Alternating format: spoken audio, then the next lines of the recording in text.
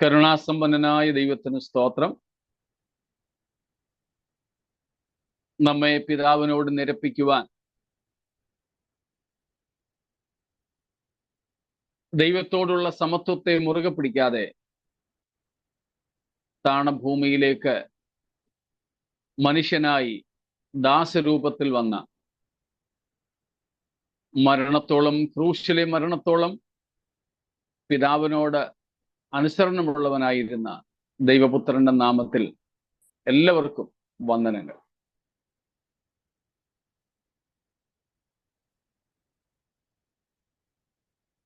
വെളിപ്പാട് പുസ്തകം 6-ാം അധ്യായത്തെ ആധാരമാക്കിക്കൊണ്ട് കഴിഞ്ഞ ദിവസങ്ങളിൽ നമ്മളെ പഠിച്ചു വരികയായിരുന്നു. ദൈവകുഞ്ഞാടായ യേശുക്രിസ്തു പിതാവിങ്കിൽ നിന്നും വാങ്ങിയ 7 മുദ്രകളാൽ മുദ്രയിടപ്പെട്ട പുസ്തകത്തിന്റെ മുദ്രാഭേദനങ്ങളെ കുറിച്ച്. അതിൽ 6 മുദ്രകൾ കുഞ്ഞാട് തുറക്കുന്നതായി അല്ലെങ്കിൽ പൊട്ടിക്കുന്നതായും 6 സംഭവങ്ങൾ അതേ തുടർന്ന് നടക്കുന്നതായും, 6-ാമത്തെ സംഭവത്തിൽ നമ്മുടെ കർത്താവിൻ്റെ ഭൂമിയിലേക്കുള്ള മഹത്വ പ്രത്യക്ഷത നടക്കുന്നതായും കണ്ടു.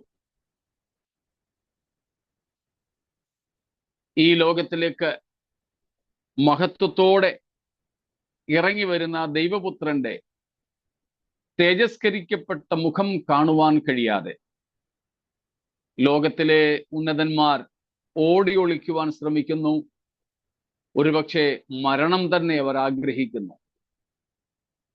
മരിക്കുന്നത് കൊണ്ട് ഈ ദൈവത്തിൻ്റെ കയ്യിൽ നിന്നും രക്ഷപ്പെടാം, കുഞ്ഞാടിന്റെ ക്രോധത്തിൽ നിന്ന് ഒഴിഞ്ഞിരിക്കാം എന്ന് അവർ വ്യാജമായി, ഒരുപക്ഷെ അജ്ഞതയിൽ അവർ ആഗ്രഹിക്കുന്നു.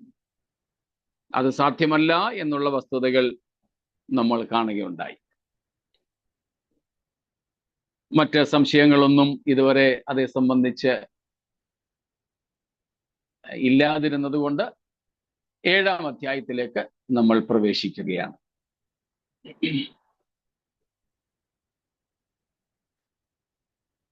Here comes an interlude. ഒരു ഇടവേളയാണ് ഇവിടെ. 7-ാം അധ്യായം ഒരു ഇടവേളയുടെ അധ്യായമാണ്. 6ഉം 7ഉം മുദ്രകൾക്ക് ഇടയിലുള്ള ഒരു ഇടവേള.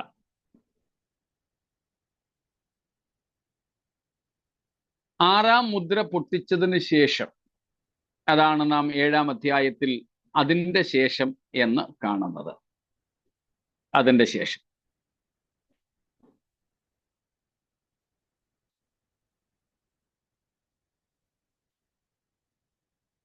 തുടർമാനമായി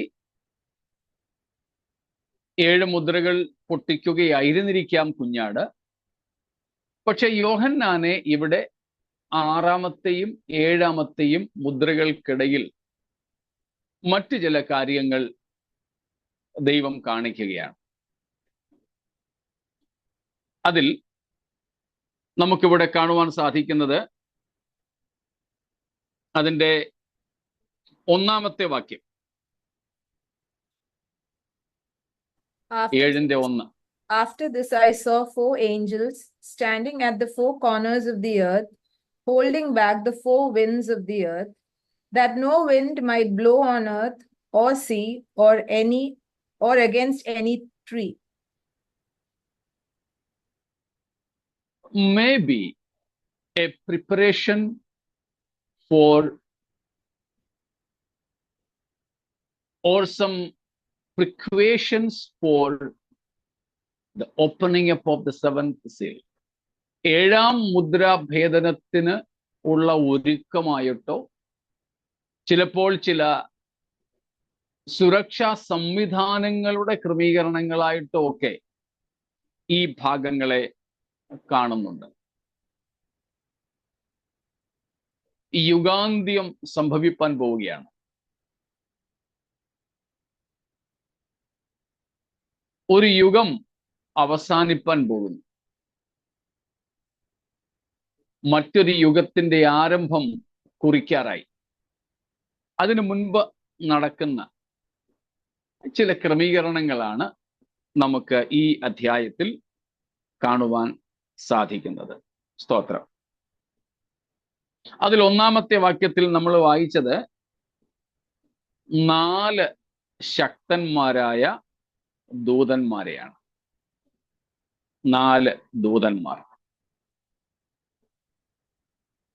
ആ 4 ദൂതന്മാരെ നമുക്ക് കാണുവാൻ കഴിയുന്നത് ശക്തന്മാരാണ്. 4 കാറ്റുകളെ പിടിച്ചും കൊണ്ട് ഭൂമിയുടെ 4 കോണിലും നിൽക്കുന്നതായിട്ടാണ് നാം കാണുന്നത്. അതാണ് ഇവിടുത്തെ ഒന്നാമത്തെ ചിത്രം. നമുക്കതിലേക്ക് വരാം. രണ്ടാമത്തെ വാക്യത്തിൽ നമ്മൾ കാണുന്നത് മറ്റൊരു ദൂതനെയാണ്. And another angel in verse number 2. ആ ദൂതന്റെ ചുമതല ദൈവത്തിന്റെ ദാസന്മാരെ മുദ്രയിടുക എന്നുള്ളതാണ്. ആദ്യത്തെ വാക്യത്തിൽ കാണുന്ന 4 ദൂതന്മാർ നശീകരണ ചുമതലയുള്ളവരാണ്. എന്നാൽ അവരുടെ നശീകരണ പ്രവൃത്തികൾ തുടങ്ങും മുൻപേ രണ്ടാം വാക്യത്തിൽ മറ്റൊരു ദൂതനെ ദൈവം അയക്കുന്നു, ദൈവത്തിനുള്ളവരെ മുദ്രയിട്ട് മാറ്റി നിർത്താൻ. അതുകൊണ്ട് രണ്ടാം വാക്യത്തിൽ നാം കാണുന്നത് പോലെ 2ഉം 3ഉം വാക്യങ്ങളൊന്ന് വായിച്ചോളൂ. 2 and 3.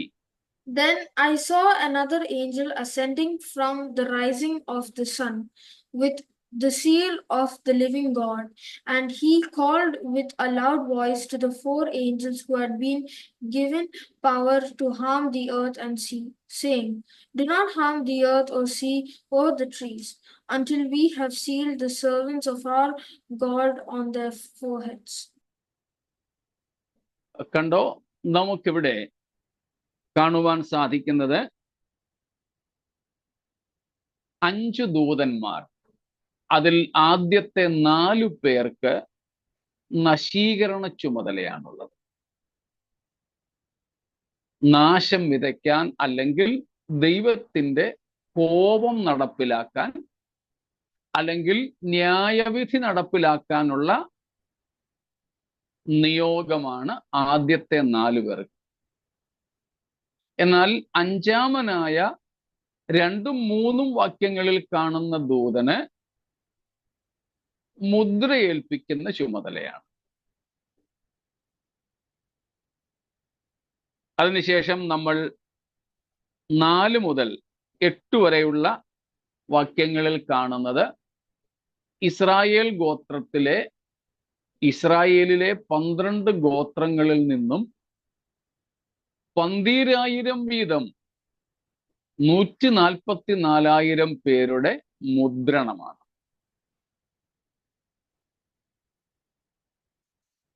ഓക്കെ, 7-ാം അധ്യായത്തിന്റെ 8 മുതൽക്കുള്ള വാക്യങ്ങളിൽ 8 മുതൽ നാം കാണുന്നത് യഹൂദന്മാരല്ലാത്തവരിൽ നിന്നും മഹാപീഡനകാലത്ത് രക്ഷിക്കപ്പെടുന്നവരുടെ കൂട്ടത്തെയാണ്. മഹാപീഡനകാലത്തെ യഹൂദേതരരായ വിശുദ്ധന്മാരെയാണ് നാം 7-ാം അധ്യായത്തിന്റെ 9 മുതലുള്ള വാക്യങ്ങളിൽ കാണുന്നത്. So chapter 7 verse 1 is about the 4 angels holding the four angels holding the 4 winds of the earth and positioned in 4 corners. And these 4 angels are to execute the judgment of God, the wrath of God. We see another angel, a fifth angel in verses 2 and 3. He is a protective angel for the saints of God to seal them up. And from verses 4 to 8, we see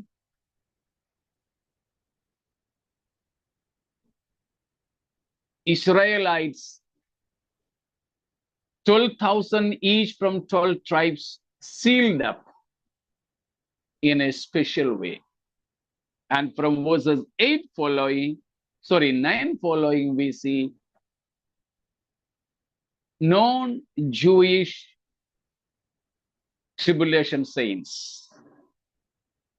innumerably, അസംഖ്യമായ എണ്ണിക്കൂടാൻ കഴിയാത്ത യഹൂദേതരരായ മഹാപീഡനകാല വിശുദ്ധന്മാരെയാണ് നാം 9 മുതൽക്കുള്ള വാക്യങ്ങളിൽ കാണുന്നത്. ആ 9 മുതലുള്ള വാക്യങ്ങളിൽ, അതിൻ്റെ 17 വരെയുള്ള വാക്യങ്ങളിലാണ് നാം കാണുന്നത് അവർ ദൈവത്തെ സ്തുതിക്കുന്നതും അങ്ങനെ അവരുടെ മറ്റു പല വസ്തുതകളുണ്ട്. അവയിലേക്ക് നമുക്ക് ആ ഭാഗം വരുമ്പോൾ വീണ്ടും ഉപപിരിവുകളായി പിരിച്ചു പഠിക്കാം. So this is the key division of chapter 7. 7-ാം അധ്യായത്തിന്റെ പ്രധാനപ്പെട്ട പിരിവുകൾ അല്ലെങ്കിൽ വിഭജനമാണ് നാം ഇവിടെ കണ്ടത്. 1-ാം വാക്യം, 2-ഉം 3-ഉം വാക്യങ്ങൾ, 4 തൊട്ട് 8 വരെ, 8 തൊട്ട് 17 വരെ. ഇങ്ങനെ നമുക്കവയെ തരം തിരിച്ചു പഠിക്കാൻ പറ്റും. അതിൽ ആദ്യം നാം കാണുന്നത് ഈ 4 ദൂതന്മാരെയാണ്. ഇപ്പൊ പറഞ്ഞതുപോലെ 6-ഉം 7-ഉം മുദ്രകൾക്കിടയിലുള്ള ഒരു ഇടവേളയായി നമുക്കിതിനെ കാണുവാൻ സാധിക്കും. സ്തോത്രം. ഈ 4 ദൂതന്മാർ 4 കാറ്റുകളും പിടിച്ചുകൊണ്ട്, 4 ദൂതന്മാർ 4 കാറ്റുകളും പിടിച്ചുകൊണ്ട് ഭൂമിയുടെ 4 കോണുകളിൽ അല്ലെങ്കിൽ 4 ദിക്കുകളിലായിട്ട് അവർ നിൽക്കുന്നു. ഈ ഭൂമിയുടെ 4 ദിക്കുകൾ എന്ന് പറയുന്നതിന് അർത്ഥം ഇംഗ്ലീഷിലൊക്കെ ചിലപ്പോൾ പറയുന്നത് the 4 points of the compass. പ്രപഞ്ചം മുഴുവനും എന്ന അർത്ഥം, ഭൂമി മുഴുവനും എന്ന അർത്ഥമാണ് അവിടെ ഉള്ളത്. ഭൂമിയുടെ 4 കോണുകൾ എന്നതുകൊണ്ട് അർത്ഥമാക്കുന്നത് ഭൂമി മുഴുവനും. ഇതിന് തൊട്ട് മുമ്പുള്ളത്തെ അധ്യായത്തിൽ നമ്മൾ കണ്ടതുപോലെ ഈ ദൈവീക ഇടപെടലിന്റെ, ദൈവിക ന്യായവിധിയുടെയൊക്കെ സാർവത്രിക സ്വഭാവത്തെയാണ് അത് കാണിക്കുന്നത്. Universal nature of divine judgment and divine intervention is very much evident here by 4 points or 4 corners of the earth. Okay, അതാണ് അവിടെ. രണ്ടാമത് നമ്മൾ കാണുന്നത് they are holding the 4 winds. 4 കാറ്റുകളെ അവർ പിടിച്ചിരിക്കുന്നു. These winds also stand for divine judgments of destructive nature. പഴയ നിയമത്തിന്റെ അടിസ്ഥാനത്തിൽ നമുക്ക് നോക്കിയാൽ ഈ കാറ്റുകൾ എന്നുള്ളതും ദൈവിക ന്യായവിധിയെ കാണിക്കുന്നതാണ്. ഒപ്പം അത് നാശോന്മുഖമായിട്ടും ഉള്ളതാണ്. ഉദാഹരണത്തിന് ഹോശേയ 13:15 നോക്കിക്കേ. Hosea chapter 13 verse 15. അവൻ തന്റെ സഹോദരന്മാരുടെ ഇടയിൽ ഫലപുഷ്ടിയുള്ളവനായിരുന്നാലും ഒരു കിഴക്കൻ കാറ്റ് വരും. അവന്റെ ഉറവ് വറ്റി കിണർ ഉണങ്ങിപ്പോകുവാൻ തക്കവണ്ണം യഹോവയുടെ കാറ്റ് മരുഭൂമിയിൽ നിന്ന് വരും. നമ്മൾ സങ്കീർത്തനത്തിൽ വായിക്കുന്നുണ്ട്, അവൻ കാറ്റുകളെ തൻ്റെ ദൂതന്മാരും അഗ്നിജ്വാലയെ തന്റെ ശുശ്രൂഷകന്മാരും ആക്കും. അതായത് കുറച്ച് ദിവസങ്ങൾക്ക് മുമ്പാണ് നമ്മൾ ഒരു കാര്യം ചിന്തിച്ചത്, ദൈവം ജീവനില്ലാത്ത വസ്തുക്കളെ ദൈവത്തിന്റെ ഉദ്ദേശ നിവർത്തിക്കായിട്ട് ഉപയോഗിക്കുന്നു എന്ന്. അതിൽ 5 കാര്യങ്ങൾ നമ്മൾ കണ്ടിരുന്നു. അതിൽ ഒന്നാമത്തെ ആയിരുന്നു, ജീവനില്ലാത്ത വസ്തുക്കളെ പോലും ദൈവം തന്റെ ഉദ്ദേശ പൂർത്തീകരണത്തിനായിട്ട് ഉപയോഗിക്കുന്നു. അങ്ങനെ ജീവനും ആത്മാവും ഒന്നും ഇല്ലാത്ത ഒരു സാധനമാണ് ഈ കാറ്റ് എന്ന് പറയുന്നത്. ഈ കാറ്റ് എന്ന് പറയുന്നത് ദൈവം അതിനെ ദൈവത്തിന്റെ ലക്ഷ്യപ്രാപ്തിക്കായി ഉപയോഗിക്കുന്നതാണ് നാം ഇവിടെ കാണുന്നത്. ചിലപ്പോൾ ഈ കാറ്റിനെ ദൈവത്തിന്റെ ജനത്തിന് നന്മയ്ക്കായിട്ട് ഉപയോഗിച്ചിട്ടുണ്ട്. ഉദാഹരണത്തിന് ഇസ്രായേൽ ചെങ്കടൽ കടന്ന സമയം കാറ്റടിപ്പിച്ചാണ് ചെങ്കടലിനെ വിഭാഗിച്ചത്.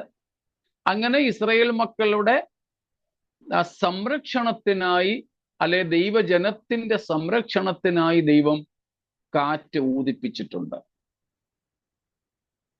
എന്നാൽ ദൈവജനത്തിന്റെ നന്മയ്ക്കായിട്ട് കാറ്റടിപ്പിച്ചപ്പോൾ തന്നെ അതേ കാറ്റ് ദൈവത്തിന്റെ ശത്രുക്കൾക്ക് ന്യായവിധിക്ക് വേണ്ടി ഉപയോഗിച്ചിട്ടുള്ളതായി കാണാം.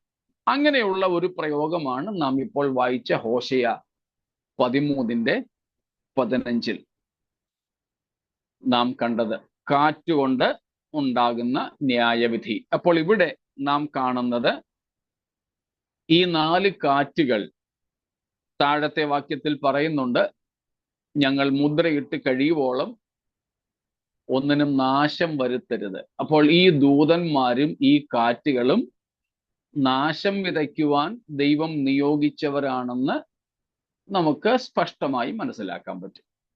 അതുകൊണ്ടാണ് ഇവിടുത്തെ കാറ്റുകൾ ന്യായവിധിയെ കുറിക്കുന്നു എന്ന് പറഞ്ഞത്. So these angels are to execute divine judgments upon people, upon the earth. And wind also stands for the judgment and the wrath of God. ദൈവത്തിന്റെ ക്രോധത്തെയും ദൈവിക ന്യായവിധിയെയും കുറിക്കുവാനാണ് ഉള്ളത്. സ്തോത്രം. ഇവിടെ നമുക്ക് 4 കാറ്റുകളെ കാണാം. Again, they can be compared with the 4 horses or horsemen in chapter 6. വെളിപ്പാട് 6-ാം അധ്യായത്തിലെ ആദ്യത്തെ 4 മുദ്രകൾ പൊട്ടിച്ചപ്പോൾ 4 കുതിരകളും കുതിരച്ചേവകരും പ്രത്യക്ഷപ്പെടുന്നതിനോട് നമുക്ക് ഈ 4 കാറ്റുകളെയും ഉപമിക്കുന്നതിൽ തെറ്റില്ല. നമ്മൾ ആ സമയത്ത് സെഖരിയാവ് 6-ാം അധ്യായത്തിലും 4 കുതിരകളെയും കുതിരച്ചേവകരെയും രഥങ്ങളെയും ഒക്കെ കണ്ടു. അപ്പോൾ ഇവയെല്ലാം ഏതാണ്ട് ഒരേപോലെ തന്നെ ദൈവിക ന്യായവിധിയായി നന്നായും നമുക്ക് മനസ്സിലാക്കുവാൻ സാധിക്കും.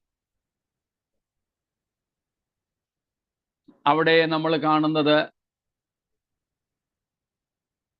ദൈവസന്നിധിയിലുള്ള ആത്മാക്കൾ എന്നാണ്.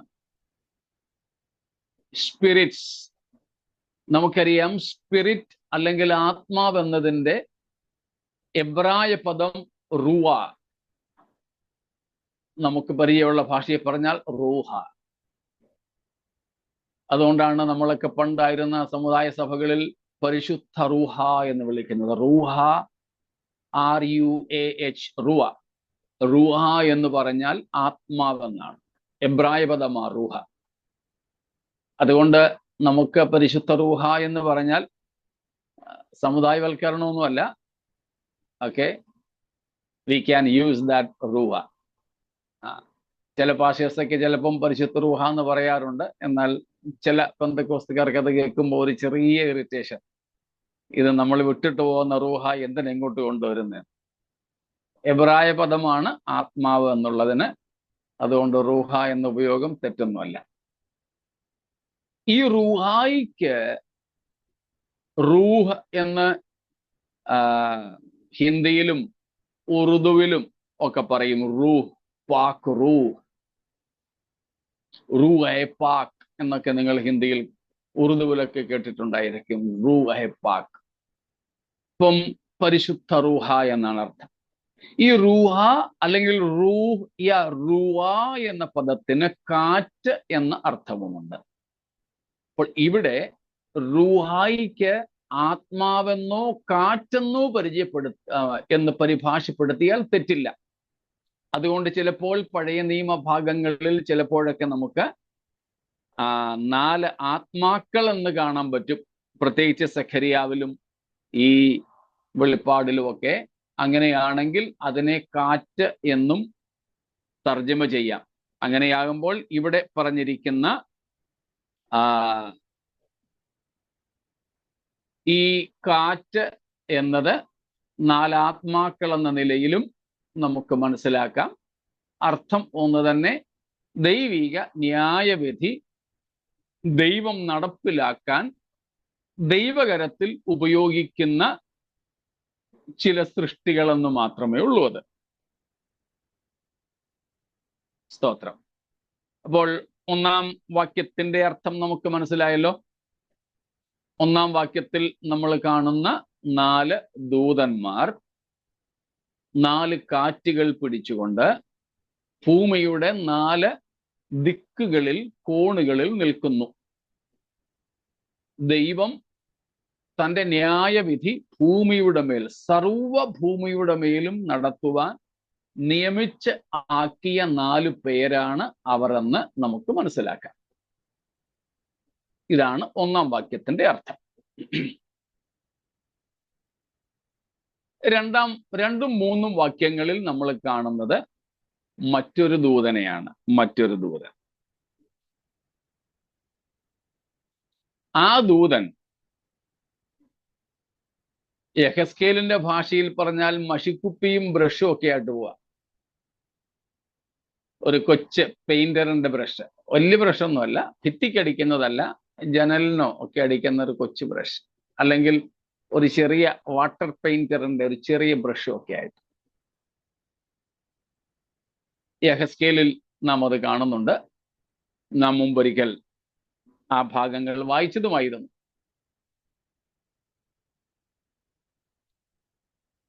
അപ്പോൾ ഇവിടെ ദൈവം മറ്റൊരു ദൂതനെ അയക്കുകയാണ്. എന്തിനാ? ആദ്യത്തെ 4 പേർ അവരുടെ ന്യായവിധിയുടെ പ്രവൃത്തി തുടങ്ങുന്നതിന് മുമ്പ് ദൈവം തനിക്കുള്ളവരെ മുദ്രയിട്ട് മാറ്റി നിർത്തുവാൻ വേണ്ടി, വേണ്ടിയിട്ട് ഈ 2-മതൊരു ദൂതനെ അയക്കുകയാണ്.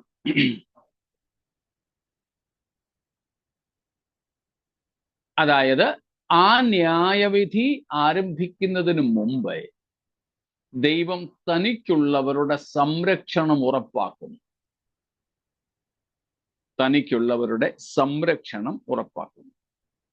അതാരാണ് എന്നുള്ളത് നമുക്കടുത്ത വാക്യങ്ങളിൽ നിന്നും മനസ്സിലാക്കാം. ഇസ്രായേൽ മക്കളിൽ നിന്നുള്ളവരാണ്, സഭയിൽ നിന്നുള്ളവരല്ല. അതുകൊണ്ട് തന്നെ സഭ മഹാ ഉപീഡനത്തിലൂടെ പോകും എന്ന വാദത്തിന് ഈ അധ്യായം കൊണ്ട് സ്ഥിരീകരണം വരുത്താൻ പറ്റില്ല. എടുത്തു പറഞ്ഞിട്ടുണ്ട് അവിടെ മുദ്രയേൽക്കുന്നവർ ഇസ്രായേൽ ഗോത്രങ്ങളിൽ നിന്നുള്ളവരാണെന്ന്. കൂടാതെ ഇസ്രായേൽ അല്ലാത്തവരുടെ ഒരു സംഖ്യ നമുക്ക് 9 മുതൽക്കുള്ള വാക്യങ്ങളിലും കാണാം എന്നതുകൊണ്ട് ഈ 2 കൂട്ടരും 7-മത്തെ അധ്യായം വെളിപ്പാട് പുസ്തകത്തിൽ വിശുദ്ധന്മാരായി എടുത്തു പറഞ്ഞിരിക്കുന്ന മുദ്രിത ഗണവും മുദ്രയേറ്റതിനെ കുറിച്ച് പറയാതെയുള്ള വിശുദ്ധ ഗണവും സഭ അല്ല എന്നതിന് വ്യക്തമായ തെളിവുകൾ നമുക്കവിടെ ഉണ്ട്. നമ്മൾ നേരത്തെ പഠിച്ചപ്പോൾ സഭാ മഹാപീഡനത്തിലൂടെ പോകുമോ എന്ന വിഷയം പഠിച്ചപ്പോൾ ഈ കാര്യം നമ്മൾ എടുത്തു പറഞ്ഞിരുന്നു. അതുകൊണ്ട് ഇനി ആവർത്തിക്കേണ്ടതില്ലല്ലോ. അതോ പറയണോ?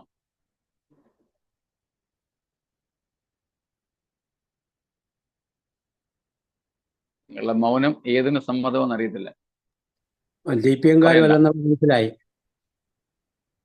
ഇല്ല, CPM-കാർ പറയുന്ന ഗ്രൂപ്പ് വേറെയാ, അവിടേക്ക് നമുക്ക് വരാം. CPM-കാർ പറയുന്ന ഗ്രൂപ്പ് ആണെങ്കിൽ അവർ യഹൂദന്മാരാണെന്ന് തെളിയിക്കേണ്ടി വരും. ഏതായാലും ഈ പറയപ്പെടുന്ന 7-ാം അധ്യായത്തിലെ 2 കൂട്ടം വിശുദ്ധന്മാരുണ്ട്. ഒന്ന് മുദ്രയിടപ്പെടുന്ന വിശുദ്ധന്മാരും മറ്റൊന്ന് ഭേദനമേൽക്കുന്ന വിശുദ്ധന്മാരും, അല്ലെങ്കിൽ രക്തസാക്ഷികളാകുന്ന വിശുദ്ധന്മാരും, മഹാകഷ്ടത്തിലൂടെ കടന്നു പോകുന്ന വിശുദ്ധന്മാര്. ഇത് രണ്ടും സഭയല്ല എന്ന് നമുക്ക് തൽക്കാലം മനസ്സിലാക്കാം. എന്തുകൊണ്ടെന്നാൽ സഭയ്ക്കകത്ത് യഹൂദനെന്നും യഹൂദേതരനെന്നുമുള്ള വ്യത്യാസം ഇല്ല. സഭയ്ക്കകത്ത് യഹൂദനെ വേറെയായും അല്ലെങ്കിൽ ഇസ്രായേലിയനെ വേറെയായും, അതും ഗോത്രമായി തിരിച്ചു വേറെയായും, യഹൂദന്മാരല്ലാത്തവരെ വേറെയായും ചിത്രീകരിക്കുന്ന ഒരു രീതിയില്ല. ഈ 2 കൂട്ടരിൽ നിന്നും സുവിശേഷത്താൽ യേശുക്രിസ്തുവിലൂടെ ഏക ശരീരസ്ഥരും വാഗ്ദത്തത്തിന് പങ്കാളികളും ദൈവത്തിന്റെ അവകാശത്തിന് കൂട്ടവകാശികളുമായി തീരുന്നതാണ് ദൈവത്തിന്റെ സഭ. മനസ്സിലായോ? ഇതും ആവർത്തനമാണ്, എങ്കിലും ഞാനങ്ങ് പറയുകയാണ്. എന്താണ് സഭ? സഭയുടെ നിർവചനം. How can we define church? ക്രിസ്തുയേശുവിൽ കൂട്ടവകാശികളും ഏക ശരീരസ്ഥരും വാഗ്ദത്തത്തിന് പങ്കാളികളും. സ്തോത്രം. ഒരു പദം കൂടെ ഉണ്ട് അവിടെ,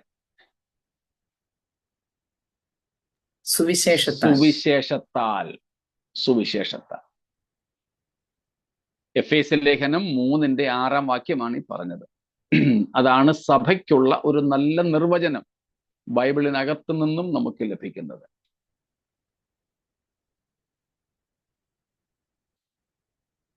അത് തന്നെ 2:19 ഏകദേശം അത് തന്നെ നമുക്ക് കാണാൻ പറ്റും.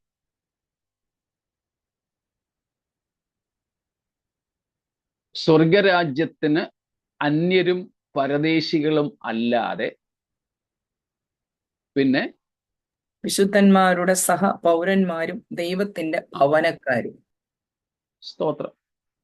യഹൂദനെന്നും യവനനെന്നും ഭാവഭേദമില്ലാതെ സുവിശേഷത്താൽ യേശുക്രിസ്തുവിൽ ഏക ശരീരസ്ഥരും കൂട്ടവകാശികളും വാഗ്ദത്തത്തിന് പങ്കാളികളുമായി സ്വർഗരാജ്യത്തിന്റെ അന്യത മാറി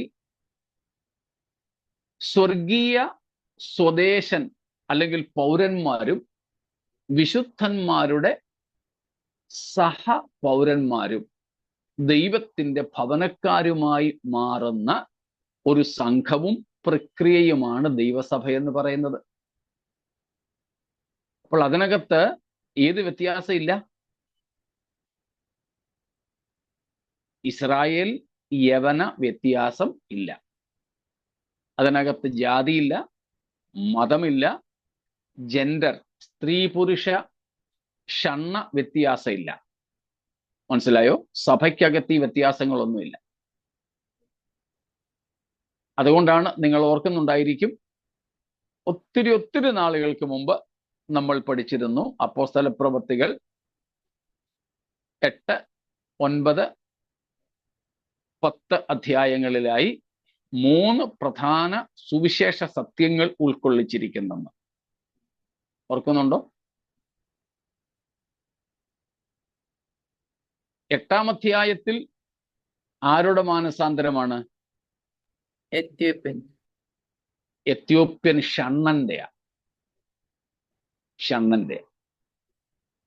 എത്യോപ്യൻ ഷണ്ണനായതുകൊണ്ട് യഹൂദനാകാൻ സാധ്യതയില്ല. 2, 9-ാം അധ്യായത്തിൽ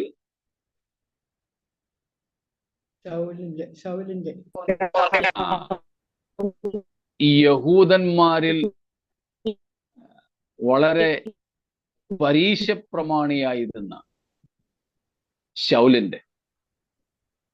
10-ാം അധ്യായത്തിൽ നമുക്കറിയാം തികച്ചും ജാതീയനായിരുന്ന ഒരു റോമാക്കാരന്റെ, കൊർന്നല്യോസ്. പരിശുദ്ധാത്മാവ് എന്തിനാ ഇത് മൂന്നും അടുപ്പിച്ചടുക്കി വെച്ചിരിക്കുന്നത്? ദൈവസഭയുടെ യഥാർത്ഥ ചിത്രം നമ്മുടെ മുൻപിൽ കാണിക്കാനാണ്. സ്തോത്രം. ദൈവസഭയുടെ യഥാർത്ഥ ചിത്രം നമ്മുടെ മുൻപിൽ വയ്ക്കുകയാണ്. സഭയ്ക്കകത്ത് ഷണ്ണനെന്നോ യഹൂദനെന്നോ യവനനെന്നോ വ്യത്യാസമില്ല. No classification of caste, class, gender, language, culture, color, no, nothing.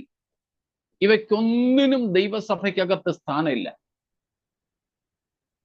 നമ്മൾ ഇത് പറയുമ്പോഴും ഇതൊക്കെ സഭയ്ക്കകത്ത് കൊടി കുത്തി വാഴുന്നുണ്ട് എന്നുള്ളത് വിസ്മരിക്കുന്നില്ല.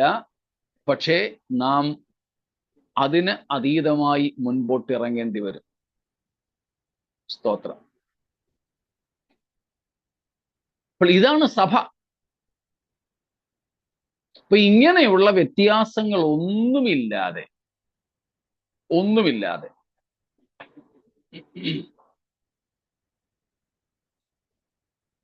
യേശുക്രിസ്തുവിൽ സുവിശേഷത്താൽ ഇവരെല്ലാം ഒന്നായിത്തീരുന്ന ഒരു സംവിധാനമാണ്, ദൈവീക സംവിധാനമാണ് ദൈവസഭ. പക്ഷെ ഇവിടെ 7-ാം അധ്യായത്തിൽ നമുക്ക് അങ്ങനത്തെ ഒരു തികഞ്ഞ ഐക്യതയുടെ സംവിധാനം കാണാൻ പറ്റുന്നുണ്ടോ? ഇല്ല.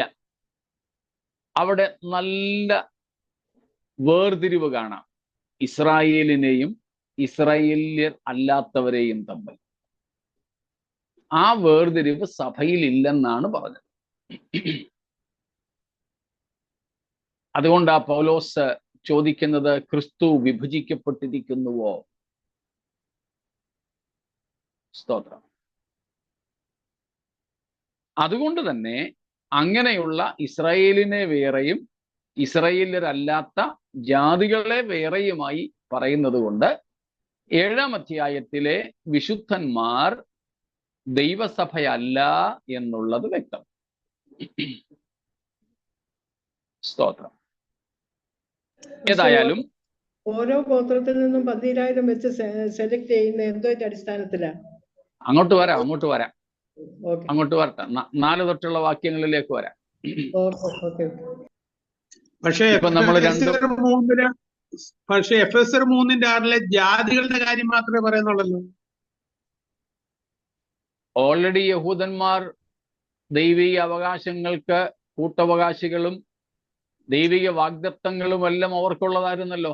അത് ഓൾറെഡി പൗലോസ് പറഞ്ഞിട്ടുണ്ട് 11 മുതലുള്ള വാക്യങ്ങളിൽ. അതുകൊണ്ട് ജാതികളും ആ കൂട്ടത്തിൽ അവകൾക്ക് അവകാശികളായി തീരുന്നതാണ് പറഞ്ഞു വരുന്നത്.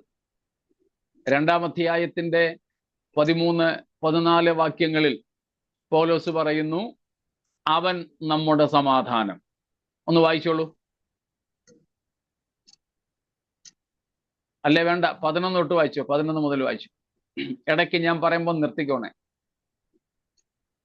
അവൻ 11. ആകയാൽ നിങ്ങൾ മുമ്പേ പ്രകൃതിയാൽ ജാതികളായി ജഡത്തിൻ കയ്യാലുള്ള പരിച്ഛേദനയേറ്റ് പരിച്ഛേദനക്കാർ എന്ന് പേരുള്ളവരാൽ അഗ്രചർമ്മക്കാർ എന്ന് വിളിക്കപ്പെട്ടിരുന്നു. അക്കാലത്ത് നിങ്ങൾ ക്രിസ്തുവിനെ കൂടാതെയുള്ളവരും ഇസ്രായേൽ ഒന്ന് പൗരതയോട് ഒന്ന് സംബന്ധമില്ലാത്തവരും. ഒന്ന് അക്കാലത്ത് നമ്മൾ ക്രിസ്തുവിനെ കൂടാതെ ഉള്ളവർ എന്ന് പറഞ്ഞാൽ ജാതികൾ, അഗ്രചർമ്മികൾ, പ്രകൃതിയാൽ ജാതികളായിരുന്ന നിങ്ങൾ അന്ന് ക്രിസ്തുവിനെ കൂടാതെ ഉള്ളവരായിരുന്നു. എന്നാൽ അതിന് പകരം പൗലോസ് പറയുന്നു 3:6 2:19 3:6 എന്താ പറയുന്നത്? ഇപ്പോൾ നിങ്ങൾ ക്രിസ്തുയേശുവിൽ കൂട്ടവകാശികൾ. പിന്നെ പറയുന്നു ഇസ്രായേൽ പൗരതയോട് സംബന്ധമില്ലാത്തവരായിരുന്നു. പൗലോസ് അതിന് പകരം പറയുന്നു ഇപ്പോൾ സുവിശേഷത്താൽ നിങ്ങൾ ഏക ശരീരസ്ഥർ. പിന്നെ വാഗ്ദത്തത്തിന്റെ നിയമങ്ങൾക്ക് അന്യരും. അന്ന് ദൈവവചന നമുക്ക് അന്യമായിരുന്നു. അതാണ് വാഗ്ദത്തത്തിന്റെ നിയമങ്ങൾ എന്ന് പറഞ്ഞാൽ വാഗ്ദത്തങ്ങളും. എന്നാൽ 3:6 പറയുന്നു ഇപ്പോൾ നിങ്ങൾ സുവിശേഷത്താൽ ക്രിസ്തുവേശുവിൽ ദൈവത്തിന്റെ വാഗ്ദത്തങ്ങൾക്കാരാണ്? പങ്കാളികളാണ്. പിന്നെ പ്രത്യാശയില്ലാത്തവരും ലോകത്തിൽ ദൈവമില്ലാത്തവരും ആയിരുന്നു. പിന്നെ മുമ്പേ ദൂരസ്ഥരായിരുന്ന നിങ്ങൾ ഇപ്പോൾ ക്രിസ്തുവേശുവിൽ ക്രിസ്തുവിന്റെ രക്തത്താൽ സമീപസ്ഥരായി തീർന്നു. ദൈവവുമായിട്ടും മുമ്പേ പറഞ്ഞ കാര്യങ്ങളുമായിട്ടും ദൈവത്തിന്റെ തിരഞ്ഞെടുക്കപ്പെട്ട ജനതയായിരുന്ന ഇസ്രായേലുമായിട്ടും നമ്മൾ ദൂരസ്ഥരായിരുന്നു. ഇപ്പോൾ യേശുവിന്റെ രക്തത്താൽ ദൈവത്തോടും ദൈവജനത്തോടും അല്ലെങ്കിൽ വിശുദ്ധന്മാരോടും സമീപസ്ഥരായി തീർന്നു. എന്നിട്ട് അവൻ നമ്മുടെ സമാധാനം. ക്രിസ്തു നമ്മുടെ സമാധാനം എന്ത് ചെയ്തു? അവൻ ഇരുപക്ഷത്തെയും ഒന്നാക്കി ചട്ടങ്ങളും കൽപ്പനകളുമായ ന്യായപ്രമാണം എന്ന ശത്രുത്വം തന്റെ ജഡത്താൽ നീക്കി വേർപാടിന്റെ നടിച്ചുവർ ഇടിച്ചു കളഞ്ഞ് സമാധാനം ഉണ്ടാക്കി. ഇരുപക്ഷത്തെയും തന്നിൽ ഒരേ പുതുമനുഷ്യനാക്കി സൃഷ്ടിപ്പാനും ക്രൂശിന്മേൽ വെച്ച് ശത്രുത്വം ഇല്ലാതാക്കി. അതിനാൽ ഇരുപക്ഷത്തെയും ഏക ശരീരത്തിൽ ദൈവത്തോട് നിരപ്പിപ്പാനും തന്നെ. കണ്ടു. അവിടെ പറയുന്ന ഇരുപക്ഷവും ഏതൊക്കെ പക്ഷങ്ങളാ? യഹൂദനും ജാതിയും എന്നുള്ള. യഹൂദനും ജാതിയും. അത് പറഞ്ഞു വന്നിട്ടാണ് 3:6 ജാതികളായ നമുക്കിപ്പോൾ ക്രിസ്തുവേശുവിൽ സുവിശേഷത്താൽ ലഭിക്കുന്ന ഭാഗ്യ അവസ്ഥയെക്കുറിച്ചും അതിൻ്റെ ദൈവിക സംവിധാനങ്ങളെക്കുറിച്ചും പറഞ്ഞത്. യഹൂദന്മാർ ഓൾറെഡി അങ്ങനെയായിരുന്നു.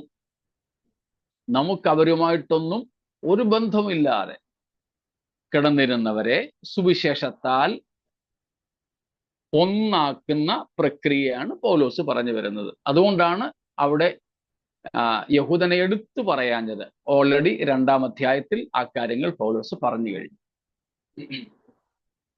അതുകൊണ്ടാണ് നമ്മൾ അതിനെ സമന്വയിപ്പിച്ച് ഒരു നിർവചനം കണ്ടെത്തുവാൻ ശ്രമിച്ചത്.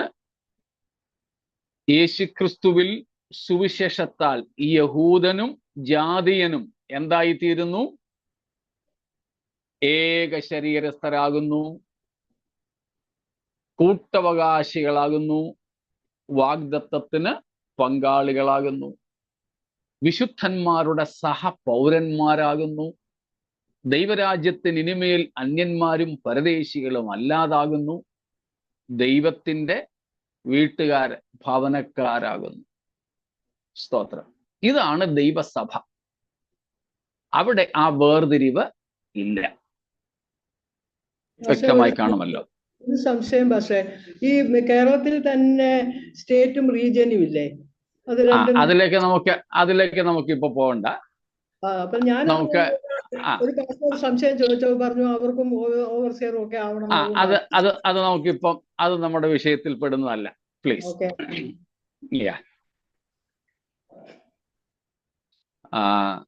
നമുക്ക് ബൈബിളിൽ ദൈവസഭയെ പറ്റി നോക്കാം. യഹൂദനും ജാതിയനും. ജാതികളിൽ വേറെ ഒത്തിരി വേർതിരിവുകളും കാര്യങ്ങളൊക്കെ ഉണ്ട്. ഞാൻ മുമ്പേ പറഞ്ഞ ഒറ്റ വാചകത്തിൽ അതിന് ഉത്തരവുണ്ട്. ഇതാണ് ദൈവവചനത്തിന്റെ ഉപദേശമെങ്കിലും വർണ്ണവും വർഗവും ഒക്കെ നോക്കി നമ്മുടെ ഇടയിൽ വ്യത്യാസങ്ങൾ ഉണ്ട് എന്നുള്ളത് പാടില്ലാത്തതാണ്. അതിന് മറ്റു പല കാരണങ്ങളുമുണ്ട്. ചിലത് ന്യായമായതാണ്, ചിലത് ന്യായം അല്ലാത്തതുമാണ്. ഏതായാലും ആ വിഷയങ്ങളിലേക്ക് നമ്മൾ പോകുന്നില്ല, ബൈബിളിൽ തന്നെ നമ്മൾ നിൽക്കുന്നു. അപ്പോൾ ഇവിടെ ദൈവസഭ എന്ന് പറയുന്നത്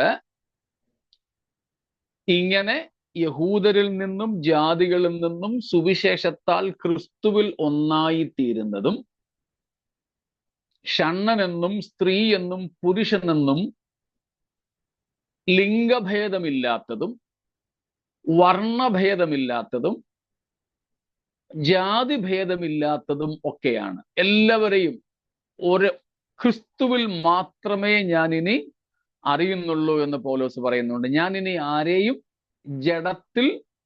ജഡപ്രകാരവും അറിയുന്നില്ല. യേശുവിനെ പോലും ഞാൻ ഇനി ജഡപ്രകാരം അറിയുന്നില്ലെന്നാണ് പൗലോസ് പറയുന്നത്. എന്ന് പറഞ്ഞാൽ യേശുവിനെ പോലും ഞാൻ ഒരു യഹൂദൻ എന്ന നിലയിൽ അറിയുന്നില്ല അത്രേ. സ്തോത്രം.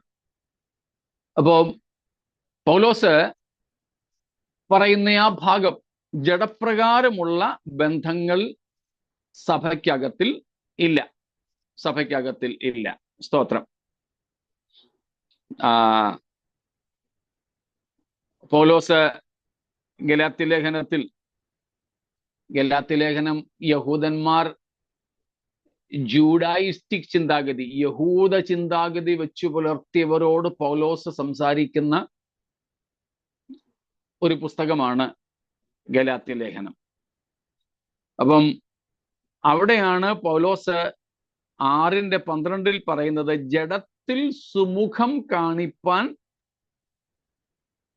ഇച്ഛിക്കുന്നവരൊക്കെ ക്രിസ്തുവിന്റെ ക്രൂശ് നിമിത്തം ഉപദ്രവം സഹിക്കാതിരിക്കേണ്ടതിന് മാത്രം നിങ്ങളെ പരിച്ഛേദന ചെയ്യുവാൻ.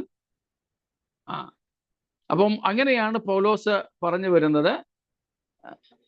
ജഡപ്രകാരം പൗലോസ് ആരെയും അറിയുന്നില്ലത്രേ, ജഡപ്രകാരം. ആ നിലകളിലാണ് പൗലോസ് ആ കാര്യങ്ങൾ ഇങ്ങനെ പറഞ്ഞു വരുന്നത്.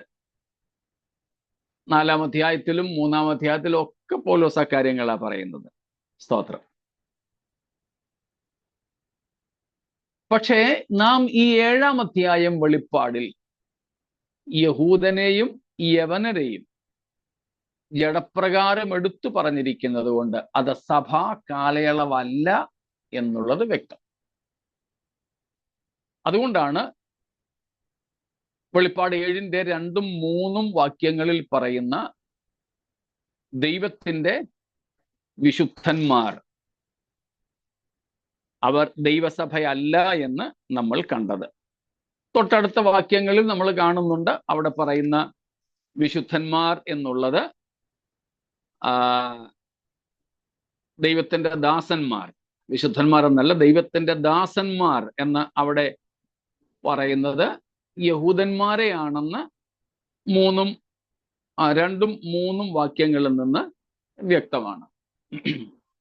അത് ദൈവത്തിന്റെ സഭയല്ല എന്ന് തൽക്കാലം നാം മനസ്സിലാക്കിയാൽ മതിയാവും.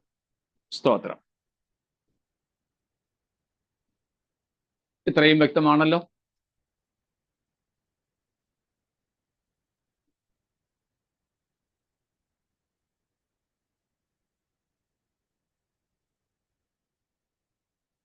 ശരി.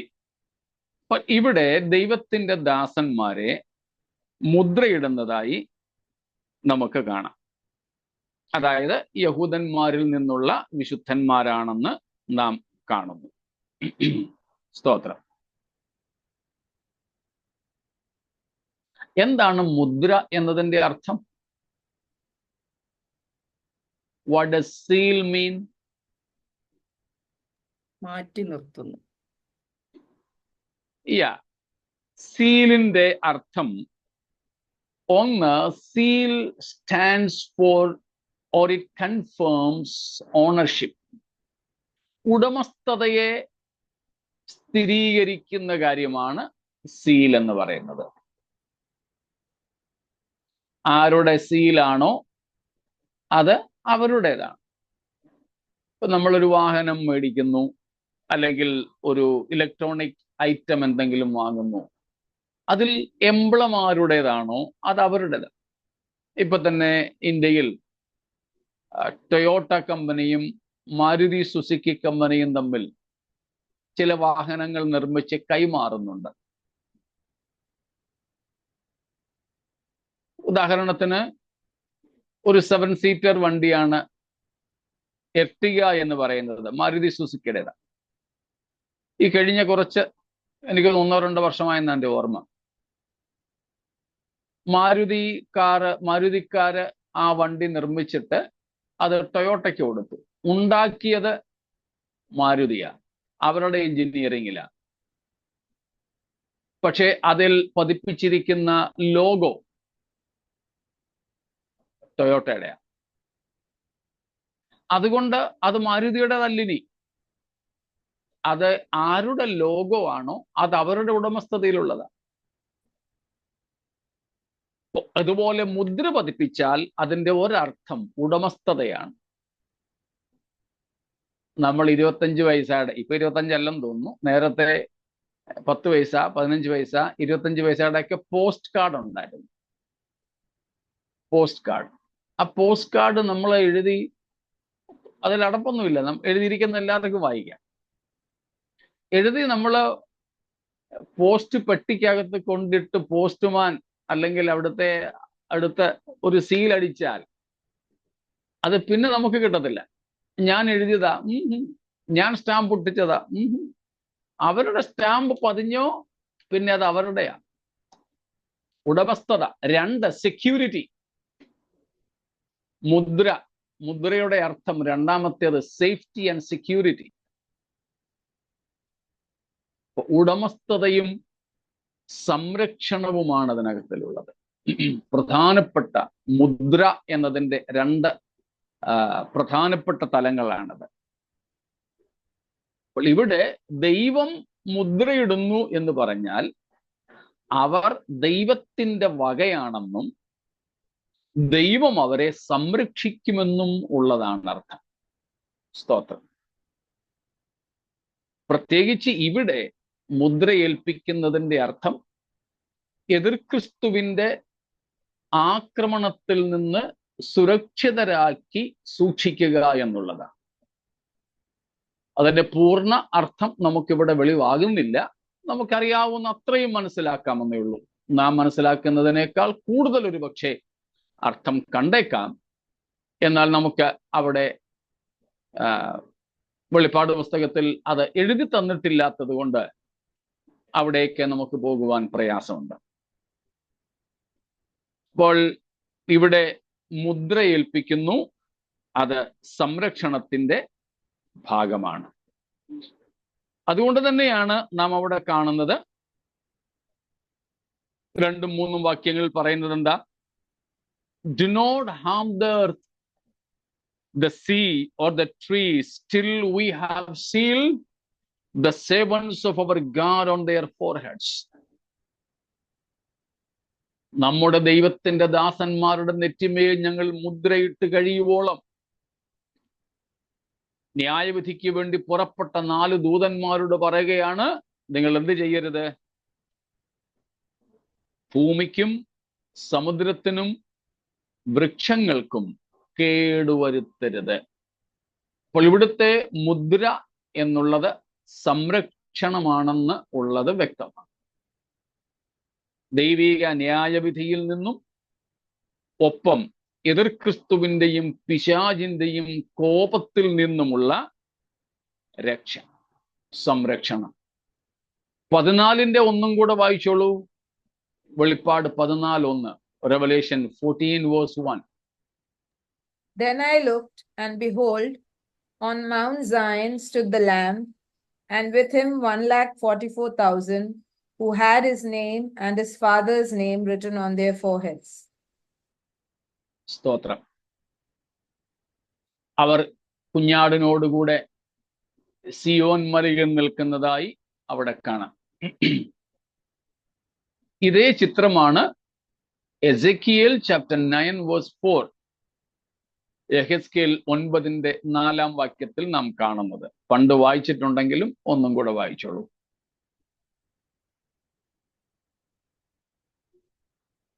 യെഹെസ്കേൽ 9:4. അവനോട് യഹോവ, നീ നഗരത്തിന്റെ നടുവിൽ യെരൂശലേമിന്റെ നടുവിൽ കൂടി ചെന്ന് അതിൽ നടക്കുന്ന സകല മ്ലേച്ഛതകളും നിമിത്തം നെടുവീർപ്പിട്ട് കരയുന്ന പുരുഷന്മാരുടെ നെറ്റികളിൽ ഒരു അടയാളം ഇടുക എന്ന് കൽപ്പിച്ചു. എന്നിട്ട് മറ്റവരോട് ഞാൻ കേൾക്കെ അവൻ, നിങ്ങൾ അവന്റെ പിന്നാലെ നഗരത്തിൽ കൂടി ചെന്ന് വെട്ടുവീൻ.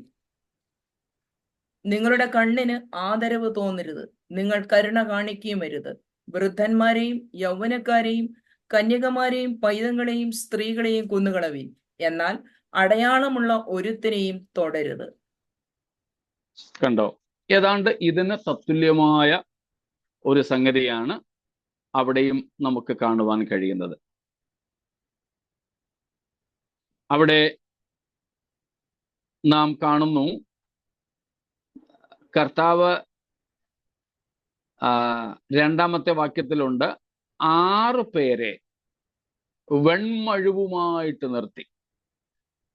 There are 6 persons prior appointed with an axe to execute judgment upon the abominable people. ഇവിടെ യെരുശലേമിൽ നടക്കുന്ന മ്ലേച്ഛതകൾ നിമിത്തം യെരുശലേം നിവാസികളെ ശിക്ഷ വിധിക്കുവാനാണ് 6 പേരെ വെൺമഴുവുമായി ദൈവം ആക്കിയത്. പക്ഷെ അവരെക്കാൾ മുമ്പും വേറെ ഒരുത്തനെ മഷിക്കുപ്പിയുമായിട്ട് അയച്ചു. അവനോടാ പറഞ്ഞത്, നീ ആദ്യം പോയി മുദ്രയിട്. മറ്റവരോട് പറഞ്ഞു, ഇവന്റെ പുറകെ നടന്ന് ഇവൻ മുദ്രയിൽ ഏൽപ്പിക്കാതെ പോകുന്നവനെ വെട്ടുക. ഏതാണ്ട് വെളിപ്പാട് 7-ാം അധ്യായത്തിലേതിന് തത്തുല്യമായ ഒരു സംഗതിയാണ് യെഹെസ്കേൽ 9-ാം അധ്യായത്തിലും നമ്മൾ കാണുന്നത്. അവിടെയും ഇത് തന്നെ ദൈവീക ന്യായവിധിയിൽ നിന്ന് സംരക്ഷണം നൽകുന്ന മുദ്രണമാണ് നാം കാണുന്നത്, മുദ്രയാണ് നാം കാണുന്നത്. സ്തോത്രം. അവിടെ ദൈവത്തിൻ്റെ ദാസന്മാർ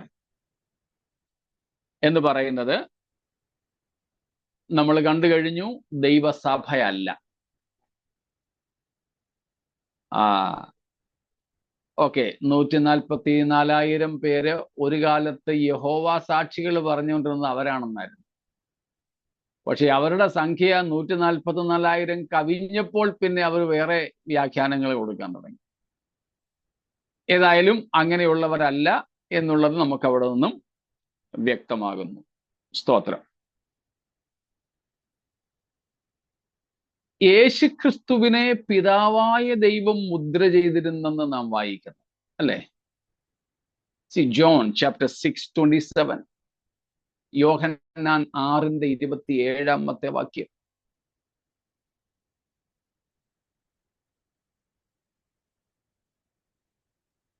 അവനെ പിതാവായ ദൈവം മുദ്രയിട്ടിരിക്കുന്നു എന്ന് ഉത്തരം പറഞ്ഞു. സ്തോത്രം. ആരെയാ? യേശുക്രിസ്തുവിനെ. യേശുക്രിസ്തുവിനെ. അവിടെ മുദ്രയിട്ടിരിക്കുക എന്ന് പറയുന്നത് it also stands or standing for an appointment, ordination. ഇവിടെ മുദ്രയിടുക എന്ന് പറയുന്നതിൻ്റെ അർത്ഥം എന്തോ പ്രത്യേക ദൗത്യത്തിന് വേണ്ടിയുള്ള നിയോഗമാണ്, അഭിഷേകമാണ്. സ്തോത്രം. When God the Father sealed the Son, means he is specifically appointed for some special mission. ദൈവം, പിതാവായ ദൈവം പുത്രനെ മുദ്രയിട്ടു എന്ന് പറയുന്നതിൻ്റെ അർത്ഥം, പുത്രനെ മറ്റൊരു ഭാഗത്ത് പറയുന്നുണ്ടല്ലോ, യഹോവയായ കർത്താവ് എൻ്റെ ആത്മാവിനെ അഭിഷേകം ചെയ്തിരിക്കുന്നു. അത് തന്നെയാണ് ഇവിടുത്തെ മുദ്രയുടെ അർത്ഥം, നിയോഗം. അങ്ങനെയാണെങ്കിൽ ഇവിടെ മുദ്രയിടപ്പെടുന്ന ഇസ്രായേലിൽ നിന്നുള്ള 144,000 പേരെ ദൈവം എന്തോ വിശേഷപ്പെട്ട ദൗത്യ നിർവഹണത്തിനായി മാറ്റി നിർത്തുന്നു എന്ന് നമുക്ക് മനസ്സിലാക്കാം. Got it?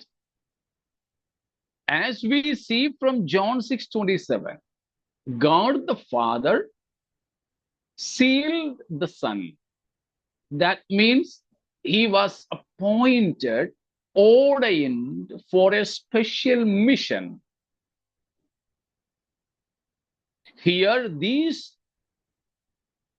12,000, each from 12 tribes, they also are appointed to carry out some special mission during the Great Tribulation. And while they carry out their mission, it is very much evident that this seal guarantees them security from the clutches of or the structures of Antichrist. മനസ്സിലായോ?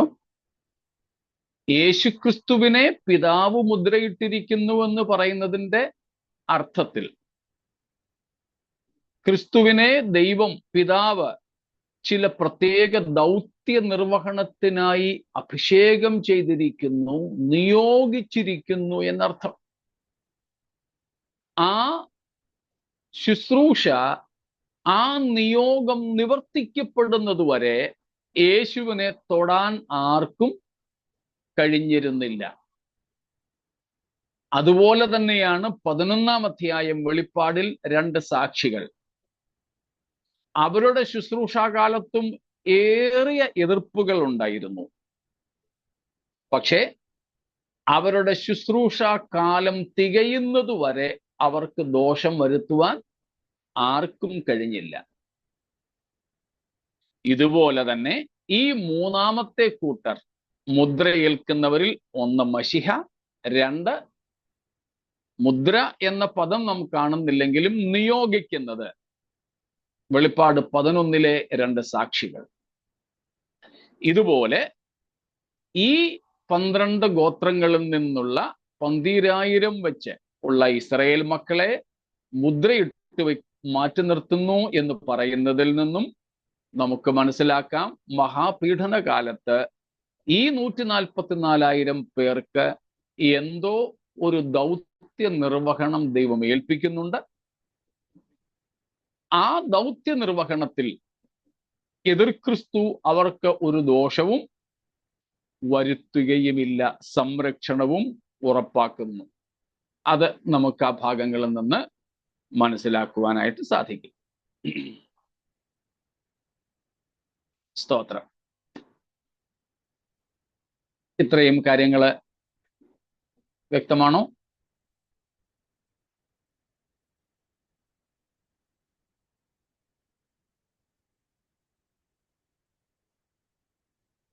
എങ്കിൽ നാമുമായിട്ടും കൂടെ ഒരു ചെറിയ മുദ്രയെക്കുറിച്ചൊന്ന് പറഞ്ഞു പോയേക്കാം.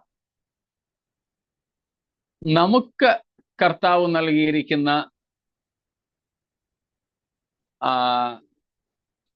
yes, of course, we are coming to that. പുതിയ നിയമസഭയ്ക്ക് നൽകിയിരിക്കുന്ന ഒരു മുദ്രയുണ്ട്. നമ്മൾ നേരത്തെ ചിന്തിച്ചിട്ടുണ്ട്. പരിശുദ്ധാത്മാവിനാൽ ഉള്ള മുദ്രയാണത്. എന്നാൽ പലപ്പോഴും നമ്മൾ ആ മുദ്രണം ഏറ്റെടുക്കുക അല്ലേ?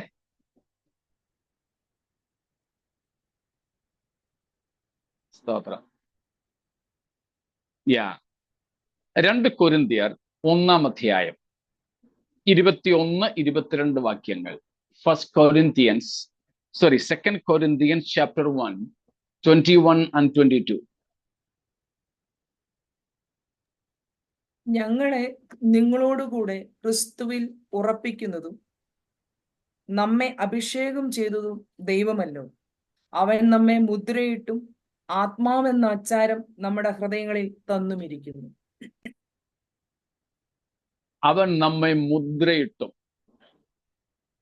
ആത്മാവ് എന്ന അച്ചാരം നമ്മുടെ ഹൃദയങ്ങളിൽ തന്നുമിരിക്കുന്നു. ദൈവജനത്തെ, ദൈവസഭയ്ക്കുമുണ്ടൊരു മുദ്ര. അത് വെളിപ്പാട് 7-ാം അധ്യായത്തിലെ മുദ്രയുമായിട്ട് ബന്ധമൊന്നുമില്ല കേട്ടോ.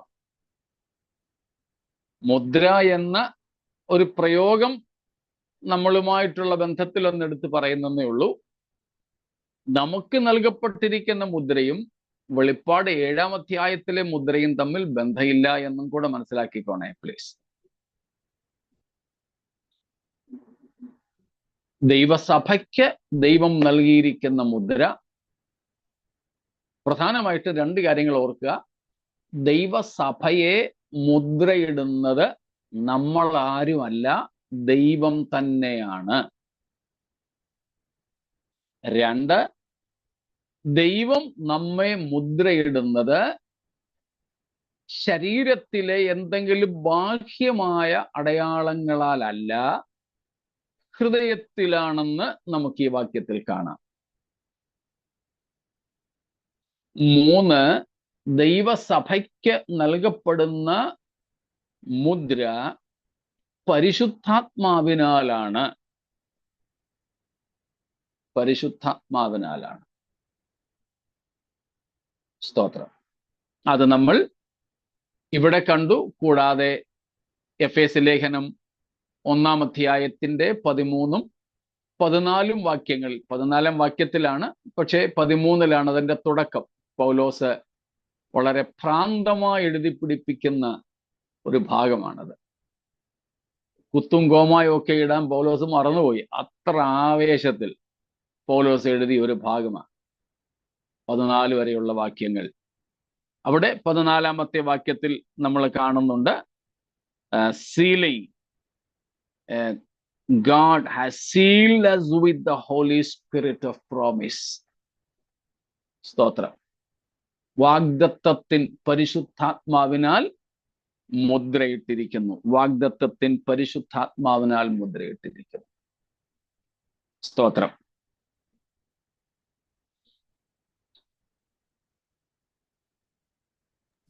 അതുപോലെ പക്ഷെ ഗലാത്യ ലേഖനത്തിലെ 6-ാം അധ്യായം 17-ാം വാക്യത്തിലെ ഇങ്ങനെ പൗലോസ് പറയുന്നല്ലോ, ഞാൻ യേശുവിന്റെ ചൂടളയാടം എന്റെ ശരീരത്തിൽ വഹിക്കുന്നു. അത് ഇതുമായിട്ട് എന്തെങ്കിലും ബന്ധമുണ്ടോ?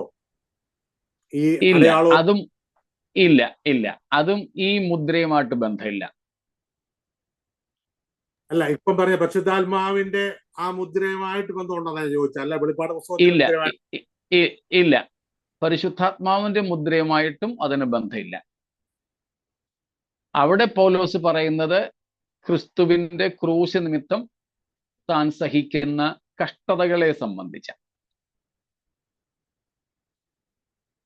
എന്ന് പറഞ്ഞാൽ യേശുക്രിസ്തുവിന്റെ ക്രൂശ് വ്യർത്ഥമാണെങ്കിൽ ഞാൻ എന്തിനാണ് അത് നിമിത്തം എൻ്റെ ശരീരത്തിൽ ഈ പീഡകളെല്ലാം സഹിച്ചത് എന്ന അർത്ഥമാണ് അവിടെ ചൂടടയാളം എന്നതുകൊണ്ട് അർത്ഥമാക്കുന്നത്. പരിശുദ്ധാത്മാവിന്റെ മുദ്രയുമായിട്ടും അതിന് ബന്ധമില്ല. അതുകൊണ്ടാ പൗലോസ് പറയുന്നത്, എനിക്ക് എൻ്റെ പ്രശംസ ക്രൂശിലത്രേ. കാരണം യഹൂദ മതാനുസാരികളായി ജീവിക്കണമെന്ന് യേശുവിന്റെ ക്രൂശ് കൊണ്ട് വലിയ കാര്യമില്ല. മോശ കൽപ്പിച്ച ന്യായപ്രമാണം നിവർത്തിക്കുന്നതിലൂടെയാണ് നീതീകരണം എന്ന് വാദിക്കുന്ന യഹൂദ മതാനുസാരികൾ ഗലാത്യ സഭയിൽ നുഴഞ്ഞു വന്ന് ക്രിസ്തുവിൽ നിന്ന് അവരെ മാറ്റാൻ ശ്രമിച്ചപ്പോൾ യേശുവിന്റെ ക്രൂശിനെ ഊന്നിപ്പറയുന്ന ഭാഗമാണ് പൗലോസ്. ക്രിസ്തു നിമിത്തം താൻ ഏറ്റ കഷ്ടതകളാണ് അവിടുത്തെ ചൂടടയാളം എന്നതിന്റെ അർത്ഥം. വെളിപ്പാട് 7-ലെ ഈ മുദ്രയിട്ടവർക്ക് എങ്ങനെ എതിർ ക്രിസ്തുവിൽ നിന്നും സംരക്ഷണം ലഭിക്കുന്നത്? അവിടോട്ട് വരാം, അവിടേക്ക് നമുക്ക് വരാം. 4-ാം വാക്യം മുതൽ അങ്ങോട്ട് വരുന്നുണ്ട്. വേറെ ആരോ എന്തോ ചോദിച്ചല്ലോ. ഈ 12,000 പേരെ തിരഞ്ഞെടുക്കുന്നതിന് എന്തെങ്കിലും മാനദണ്ഡം വല്ലതും ഉണ്ടോ? അവിടേക്ക് 4-ാം വാക്യം തൊട്ട് വരാം നമുക്ക്. നമ്മളിപ്പോ 3-ാം വാക്യം വരെ ആയുള്ളൂ.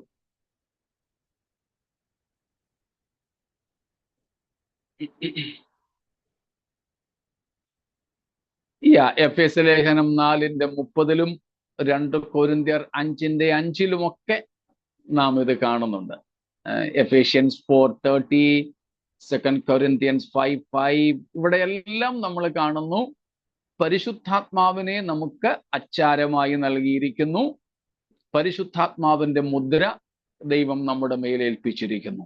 അത് ബാഹ്യമായതല്ല, നമ്മൾ ദൈവത്തിന്റെ വകയാണ് എന്നുള്ളതിന്റെ അടയാളമായി.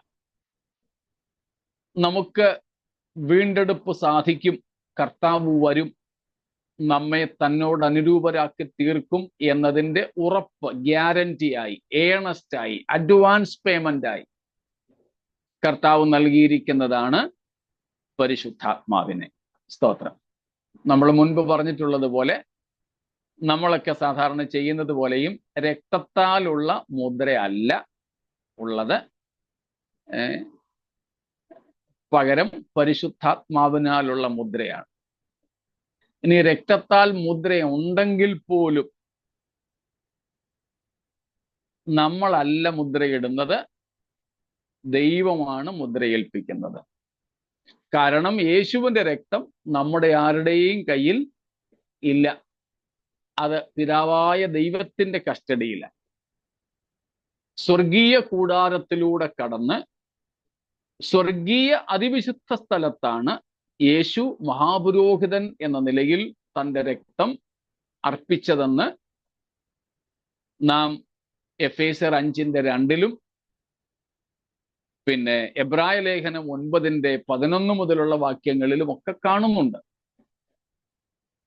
അതുകൊണ്ട് രക്തം, യേശുവിന്റെ രക്തം പിതാവായ ദൈവത്തിന്റെ പക്കലാണ്, നമ്മുടെ ആരുടെയും കയ്യിലില്ല, നമ്മുടെ ആരുടെയും സഭാ മുഖ്യാലയങ്ങളിലുമില്ല. അതുകൊണ്ട് നമുക്കാർക്കും ആ രക്തം തളിക്കാനും ആ രക്തം ഒഴിക്കാനും ആ രക്തം കൊണ്ട് ആരെയും മുദ്രയിടാനും അവകാശമില്ല. അത് നമ്മുടെ പ്രാർത്ഥനകളിലെ, നമ്മുടെ പ്രസംഗങ്ങളിലെയും ഒരു തെറ്റായ കാര്യമാണ്. ഞാനും എൻ്റെ അജ്ഞതയുടെ കാലത്ത് പറഞ്ഞിട്ടുണ്ട്, യേശുവിന്റെ രക്തം തളിക്കുന്നു. അവധിക്ക് പോകുമ്പം അല്ലെങ്കിൽ വീട് പൂട്ടി എവിടെങ്കിലും പോകുമ്പോൾ കള്ളന്മാർ കയറാതെ വാതിലയിലും ലോക്കയിലും ഒക്കെ യേശുവിന്റെ രക്തം തളിക്കുമായിരുന്നു. എനിക്ക് ഓർമ്മയുണ്ട്, എൻ്റെയൊക്കെ ചെറുപ്പത്തിലെ, അന്ന് ഞങ്ങൾ മർത്തോമയില്ല, വീട്ടിൽ പശുവുണ്ട്. ചില സമയത്ത് ഈ പശു കറക്കാൻ സമ്മതിക്കത്തില്ല, പാല് തരത്തില്ല. ആ സമയത്ത് ഞങ്ങളുടെ വീട്ടിൽ ഉപദേശിയും ഒരു പ്രവാചകിയും വരാറുണ്ടായിരുന്നു. അവരും യേശുവിന്റെ രക്തം പശുവിന്റെ മേൽ തിളയ്ക്കുമായിരുന്നു. ഇപ്പോഴൊക്കെ അതിൻ്റെയൊക്കെ ഭോഷത്വം മനസ്സിലാകുന്നത്. യേശുവിന്റെ വിലയേറിയ രക്തം സകല മാനവജാതിയുടെയും വീണ്ടെടുപ്പിനു വേണ്ടി ചൊരിയപ്പെട്ടത് നമ്മുടെ തൊഴുത്തിൽ തളിക്കാനും ചാണകത്തെ തളിക്കാനും നമ്മുടെ വണ്ടിയിലും നമ്മുടെ വീട്ടിലും ഒന്നും തളിക്കാനും ഒന്നുമല്ല. അതിൻ്റെയൊക്കെ സംരക്ഷണത്തിന് ദൈവം വേറെ വഴികൾ ഒരുക്കിയിട്ടുണ്ട്. പക്ഷെ യേശുവിന്റെ രക്തം നമ്മുടെ വീണ്ടെടുപ്പിന് വേണ്ടിയുള്ളതാ, നമ്മുടെ ആത്മാവിന്റെ വീണ്ടെടുപ്പിന് വേണ്ടിയുള്ളതാ, മറ്റൊന്നിനും വേണ്ടിയുള്ളതല്ല. സ്തോത്രം. നമ്മുടെ ആത്മാവിന്റെ വീണ്ടെടുപ്പ് നമ്മൾ കഴിഞ്ഞൊരു ദിവസം വായിച്ചായിരുന്നല്ലോ. സങ്കീർത്തനത്തിൽ നിന്ന് സഹോദരൻ ശവക്കുഴി കാണാതെ ജീവിച്ചിരിക്കാനും അവന് വീണ്ടെടുപ്പ് വില കൊടുപ്പാനും, ദൈവത്തിന് വീണ്ടെടുപ്പ് വില കൊടുപ്പാനും ആർക്ക് കഴിയും? ആർക്കും കഴിയത്തില്ല എന്ന് കണ്ട ഒരു ഭാഗം. പക്ഷേ അത്രയ്ക്ക് വിലയേറിയ വീണ്ടെടുപ്പിന് വേണ്ടി കൊടുത്തതാണ് യേശുവിന്റെ രക്തം. ആ രക്തം നമ്മെ കഴുകാൻ, നമ്മെ വിശുദ്ധീകരിക്കുവാൻ, നമ്മെ വീണ്ടെടുക്കുവാൻ, നമ്മെ രക്ഷിക്കുവാൻ ഒക്കെയാ. സ്തോത്രം. എന്നാൽ നമ്മുടെ മേലുള്ള മുദ്ര പരിശുദ്ധാത്മാവിൻ്റെതാണ്.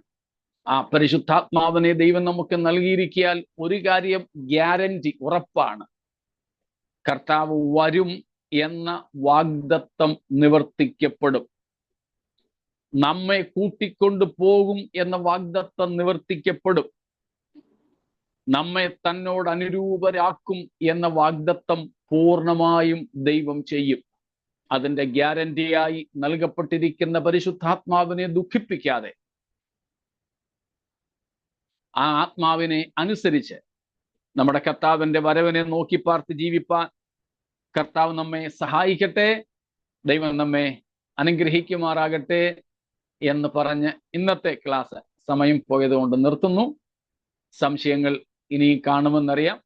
അവിടേക്ക് കർത്താവിന്റെ വരവ് താമസിച്ചാൽ നമുക്ക് നാളെ എത്താം. അതുവരേക്കും കർത്താവ് നമ്മെ അവിടെ സൂക്ഷിക്കട്ടെ. നമുക്ക് ദൈവത്തോട് പ്രാർത്ഥിക്കാം.